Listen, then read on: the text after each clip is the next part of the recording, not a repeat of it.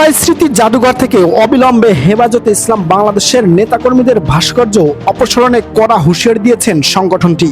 আজ সোমবার এক বিবৃতিতে হেফাজত ইসলাম জানায়, জুলাই জাতীয় জাদুঘরে হেফাজত ইসলামের বাংলাদেশের নেতাকর্মীদের অবয়বে ভাস্কর্য স্থাপনকে শরীয়তের বিধানের চরম লঙ্ঘন এবং আলেমদের আত্মত্যাগের সঙ্গে এক ধরনের বৈপরীত্য ও উপহাস আখ্যা দিয়ে তীব্র ক্ষোভ প্রতিবাদ জানিয়েছেন সংগঠনের আমির আল্লামা শাহ মহিবুল্লাহ মাবুনগরী ও মহাসচিব আল্লামা শায়েখ সাজিদুর রহমান। অবিলম্বে জুলাই স্মৃতি জাদুঘর থেকে এসব ভাস্কর্য উচ্ছেদ ও অপসারণের দাবি জানিয়েছেন তারা। বিবৃতিতে বলা হয়, ইসলামের স্পষ্ট বিধান বা শরীয়তের দৃষ্টিতে যে কোনো মানুষের ভাস্কর্য নির্মাণ সম্পূর্ণ হারাম ও অবৈধ।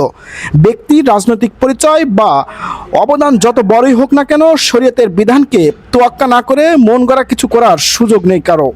বিবৃতিতে উল্লেখ করা হয়, 24শে জুলাই গণঅভ্যুত্থানের ঐতিহাসিক বিপ্লব, বীর শহীদ ও আন্দোলনকারীদের মহান ত্যাগকে জাতি অবশ্যই আজীবন শ্রদ্ধার সঙ্গে স্মরণে রাখবে, কিন্তু সেই স্মৃতি রক্ষার্থে কোনোভাবেই দেশের সংখ্যাগরিষ্ঠ মানুষের ধর্মীয় অনুভূতি ও ইসলামিক মূল্যবোধের মুখোমুখি দাঁড় করানো যাবে না। ভাস্কর্য নামক এই অশুভ সংস্কৃতি পরিহার করে ইতিহাস সংরক্ষণে হেফাজতের পক্ষ থেকে শরীয়তসম্মত দুটি বিকল্প প্রস্তাবও দেওয়া হয়েছে।